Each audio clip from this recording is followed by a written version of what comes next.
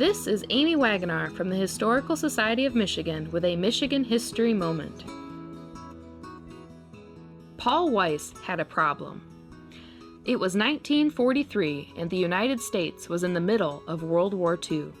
Weiss, an immigrant from Prussia, had settled in Mount Clemens and in 1920 started growing roses in greenhouses.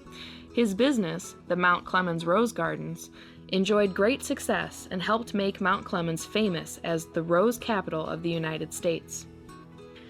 The outbreak of World War II posed a new challenge for Weiss and his rose business. Many of his workmen joined the armed forces, leaving his greenhouses short of workers. Weiss considered the dilemma and realized that a pool of skilled gardeners was still available. There was just one problem. They were Japanese Americans. Japan's attack on Pearl Harbor on December 7, 1941, brought the United States into the war. It also ushered in one of the most shameful periods in American history. In February 1942, anti-Japanese hysteria led President Franklin Roosevelt to sign an executive order that sent 127,000 Japanese American citizens into internment camps. More than two-thirds of them had been born in the United States. Anyone with a single Japanese great-grandparent was considered to be of Japanese ancestry and interned. Internment was not limited to the United States. Canada and Mexico also interned their Japanese citizens. Paul Weiss knew that Japanese Americans had earned a reputation as skilled gardeners. In 1943, he asked the federal government for permission to bring some interned Japanese American families to work in his Mount Clemens Rose Gardens.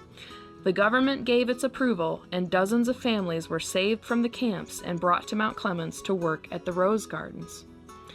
One of the workmen, George Segarra, spent the next 40 years working for the business and taught Weiss's grandson, who was also named Paul, everything he knew about growing roses. The Mount Clemens Rose Gardens continued to prosper after World War II.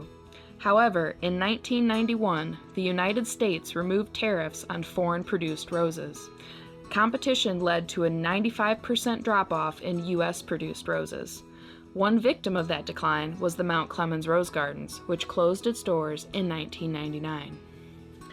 Although the greenhouses are gone, what remains to this day are the friendships that developed between the Weiss family and those Japanese American families who came to Mount Clemens. This Michigan History Moment was brought to you by MichiganHistoryMagazine.org.